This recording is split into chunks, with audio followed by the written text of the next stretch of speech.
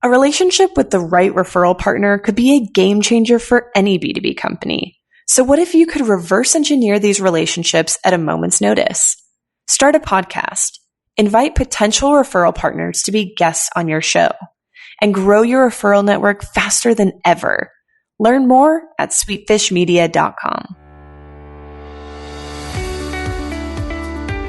You're listening to the B2B Growth Show, a podcast dedicated to helping B2B executives achieve explosive growth. Whether you're looking for techniques and strategies or tools and resources, you've come to the right place. I'm James Carberry. And I'm Jonathan Green. Let's get into the show. Welcome back to the B2B Growth Show. We are here today with Tom Schwab. He is the founder of Interview Valet. Tom, how are you doing today? James, I am thrilled to be here. I'm really excited to chat with you today, Tom. I've seen your face all over social media, and we've got a bazillion common friends, and this is the first time we've actually ever connected. So I'm finally excited to finally get to have you on the show. Before we dive into kind of the meat and potatoes of what we're going to be talking about today, I'd love for you to explain to our listeners kind of why you're the guy to be talking about this stuff. Can you tell the folks listening, what is Interview Valet? What are you and your team up to over there? Sure. Basically, marketing is getting the word out to somebody that could be an ideal customer. And my experience has been on inbound marketing, using content to attract visitors, to engage people and to delight customers. And a few years ago, we started to look at it and said, blogs are really getting old and worn out. They're not converting. Truthfully, they never converted all that well anyway. Yep. And so we started to look at it and said, man, wouldn't it be great to use podcast interviews almost like we used guest blogging, instead of doing all the work of your own podcast. And James, I'll openly say that anybody that says doing a podcast is easy has never done it or never done it well. The great ones like you make it look easy, but really it's work. So we looked at it and said, hey, could we get our clients on podcasts that their customers are already listening to? Could we get them in front of them, get that know, like, and trust, and get the traffic, the leads, and the sales that accompany that? And so really that's what we set out to do. We're a full service, concierge level service with that. Our tagline came from a customer. He said, you guys let me be the guest and you take care of all the rest. I love it. So in diving into this, Tom, we're going to be talking about, really how people listening can leverage targeted podcast interviews so that they can talk directly to their ideal prospects. And as we jump into that, we want to talk about your thesis on really what marketing is, at the heart of it. Can you explain that to the folks listening? Sure. I wish somebody had explained this to me before I spent years and tens of thousands of dollars getting my MBA in marketing. Because when you boil it all down, what marketing at its heart is starting a conversation with somebody that could be an ideal customer. And that's the same thing for our grandparents and our grandchildren. Billboards, we're just trying to start that conversation. Radio, TV ads, even the, early emails before it turned into spam, that was all just trying to start that conversation. And all the rest of, the future things that start, Facebook advertising, all the rest of that. So really, if you look at that theme of how can I start a conversation with somebody that could be an ideal customer, and I think one of the problems we have right now is people say, well, how can I break through the noise? Well, the truth is you can't break through the noise, right? And my feeling is there's so much noise out there. If you try breaking through it, all you're going to do is add to it and annoy people. And I was last year going to social media marketing world. It struck me because I sat next to a gentleman that could be an ideal customer for me. But I never got to talk to him because he had headphones on the entire time.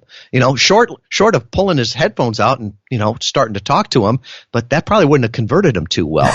And even on the bus, from the airport over to the hotel, lots of people just had their earbuds in, and it's what really struck to me. It's like, I don't want to break through the noise anymore. We've all got spam filters, all the pop-up ad blockers, whatever.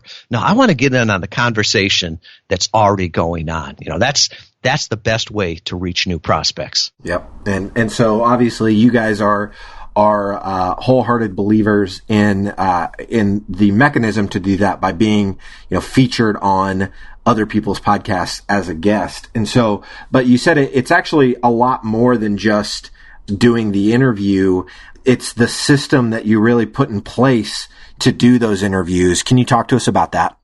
Sure. And really, it's targeted interviews, right? Because, James, there's 400,000 podcasts out there. And if you wanted to get on a podcast, that's easy. It's a game of numbers. But the thing is that most of them won't do you any good for your business. So you've got to be very targeted on who you want to talk to. Yep. And even then, the interview is content, and content is fuel.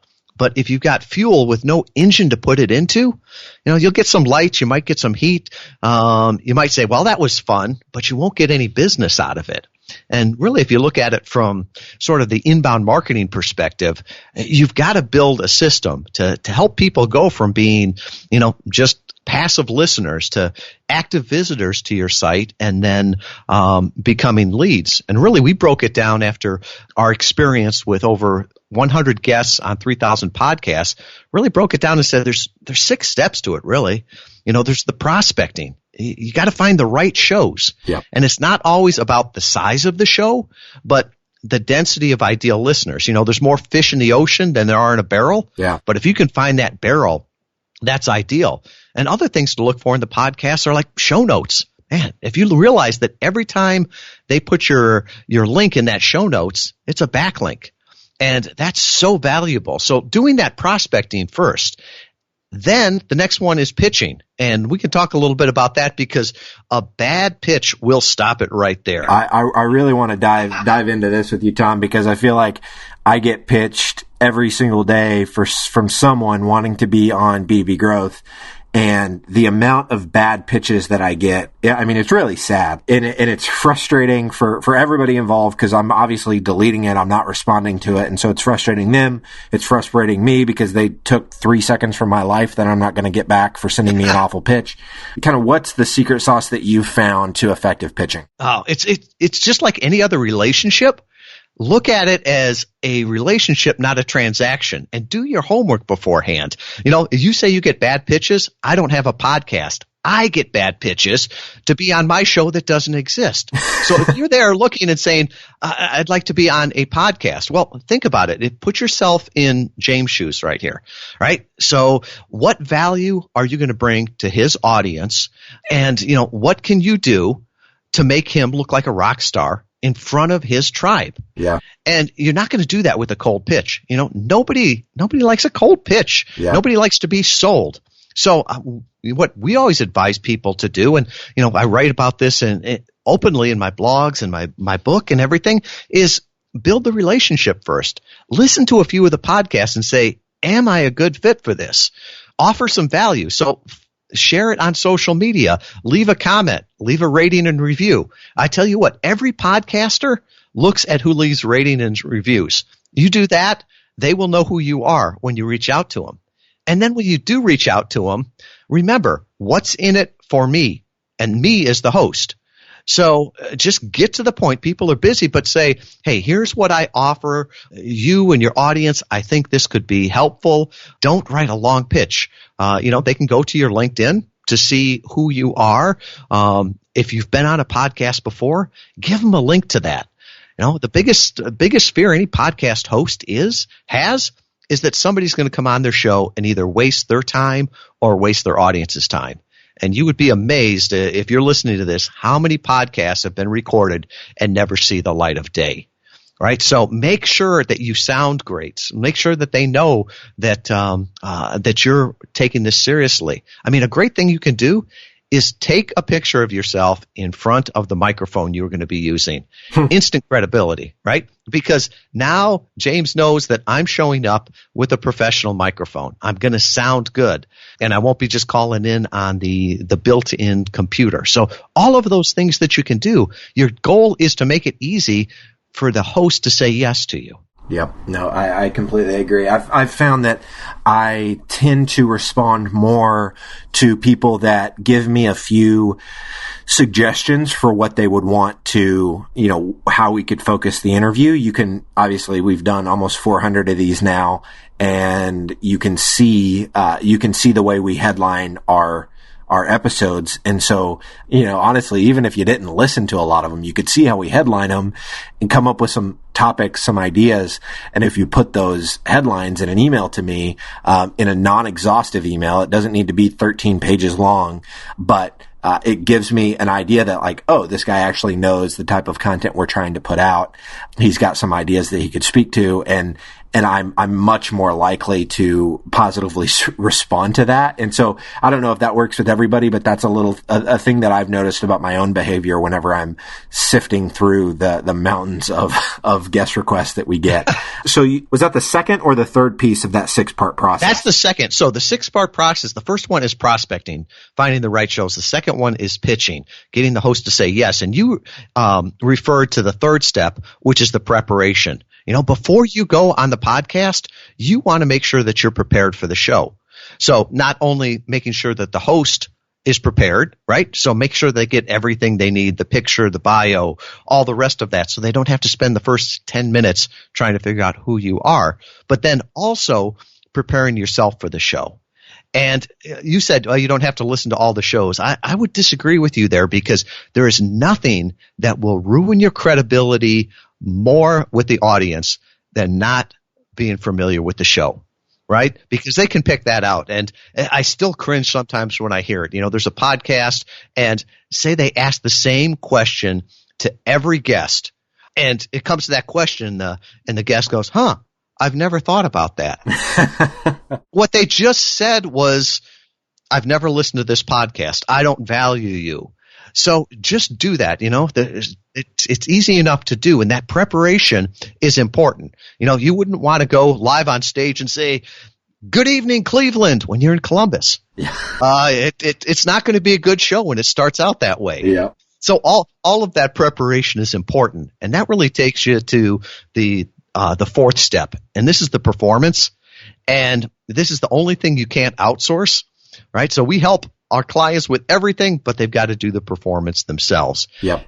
But there's things that you can do and learn from other people. We've got a checklist that we openly share on things to do before the interview. I use the checklist. They say checklists are written in blood, and I've got to admit most of the blood is mine. Little things like checking the microphone to make sure that it's getting picked up by the computer, turning off your notifications. I've been on a podcast before where things were going great, and then somebody on my team sent me a video via Dropbox, and it started to download, and guess what? My connection went lousy. So all those little things that you can do, even putting up the host's name and the name of the podcast right in front of you on the screen. Yeah. Because you know what? You're going to be distracted, and you don't want to call them by the wrong name, especially if you're doing multiple podcasts in a day. So all of those things to make a great performance.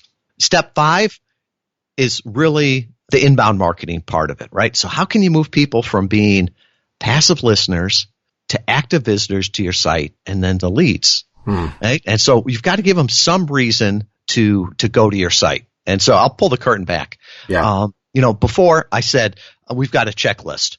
We've got a checklist of things to do before your first podcast interview. So on a podcast interview, I might say, hey, if you want that checklist, just go to interviewvalet.com/B2B. And everything James and I talk about will be there. Maybe later on in the podcast, I'll talk about a training video that we have if you want to learn more, if you want to get a free copy of that book. But always give them reasons to take the next step, and really try to move them along. And then finally, step 6 is promotion. And this is something where you've made this content. The host has given you the rare opportunity to get in front of the audience. So why wouldn't you promote it as much as you can? And this is evergreen content. So while we're recording this in 2017, I guarantee you somebody right now in 2020 is listening to this and saying, wow, this is great. So make sure that you continue to promote your episodes. That makes a lot of sense. And technology has enabled us to do this in such a powerful way. Tools like Social Loom for Meet Edgar, there are a ton of different ways that you can, that you can promote content on an ongoing basis without it being a super painful process. That's the beautiful part about living in a day and age where seems to be a tool for everything. Exactly. So Tom, I want to close it out. As we were talking about this, before we started the interview, you said, now is such an ideal time to start doing this for podcast interviews, to really be a part of your marketing mix. Talk to us about why now is such a good time to do it. There's a lot of problems in the world right now, James, but if you don't wake up in the morning and pinch yourself at all the opportunities we have, all the free tools, it's so easy to get out there in front of your ideal customers, and podcast interviews is such a great way to do it. And people say, well, wouldn't this strategy work on television or radio?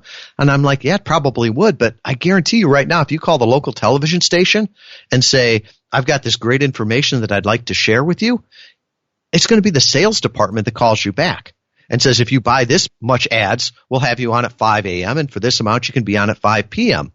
Podcasts are different, right? It's still in the infancy stage. It's content driven. So if you've got great content that can benefit the host, that can benefit the audience, you can get in front of them. And, there's 400,000 podcasts out there. Only 20 to 30% of the U.S. population listens to podcasts, and that's growing all the time.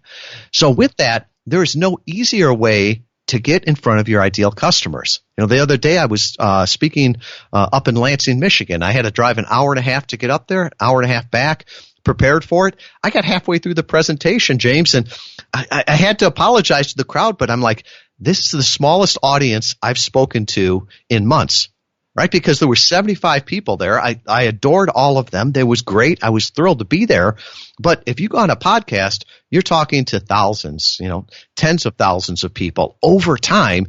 And guess what? You don't have to drive to it. You can do it from your home, your office. I've done it on vacation. So really, everything's right there. And if you're an early adopter with this, there's so many great benefits that can come with this. If you've got a podcast and you want to grow it, best place to get podcast listeners is on other podcasts. So it's such a powerful strategy that now's the time to take action. Tom, this has been fantastic. If there's somebody listening and they want to stay connected with you, they want to learn more about Interview Valet, what's the best way for them to go about doing it? Sure. Thanks, James. Just go to interviewvalet.com/B2B. Just those, 3 digits there. And I'll have everything that James and I talked about, that checklist. There's a training video I'll put on there. I'll even put a link to the book that explains it all, Podcast Guest Profits. You can get a free download there of the book, or if you want to get the printed version, you can get that also. Fantastic. Tom, thank you so much for your time today, man. This has been incredible. I really appreciate it. Thank you, James. If you're a B2B marketer, we want to feature you on sites like Huffington Post, Social Media Examiner, and Chief Marketer. Every week, we send out a question related to B2B marketing. We use the responses to those questions to fuel the content we write for really popular websites.